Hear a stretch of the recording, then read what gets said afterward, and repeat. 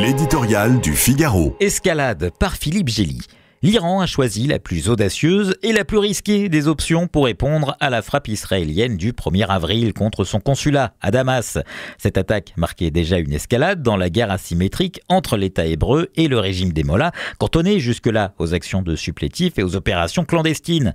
Considérant que son territoire souverain avait été ciblé, Téhéran a, pour la première fois, visé Israël depuis son sol, amorçant une confrontation directe qui s'apparente à une déclaration de guerre.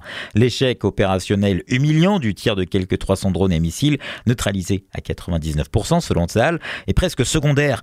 Pas pour les Israéliens, bien sûr, assurés de pouvoir compter sur un système de défense antiaérienne ultra efficace et de solides alliés. Quel autre pays au monde aurait essuyé un tel déluge de feu avec aussi peu de dégâts? Les Iraniens peuvent prétendre avoir calibré leurs frappes. Ils ont bel et bien essayé de submerger le dôme de fer israélien.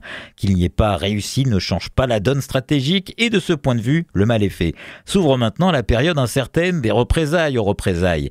La théocratie au pouvoir à Téhéran propose d'en rester là, ce que souhaite également la Maison-Blanche et les autres alliés d'Israël. Le gouvernement de Benyamin Netanyahou pourrait se satisfaire d'une éclatante victoire militaire et diplomatique. Non seulement Washington, mais Londres, Paris et même Amman se sont portés à son secours dans une réaction dont la rapidité et la coordination dépassaient les attentes.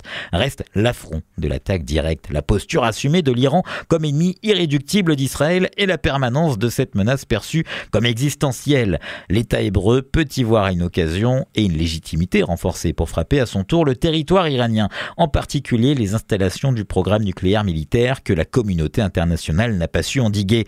En est-il capable sans assistance américaine? Le ratio risque-efficacité a-t-il changé au point de convaincre Netanyahou de céder à cette vieille tentation?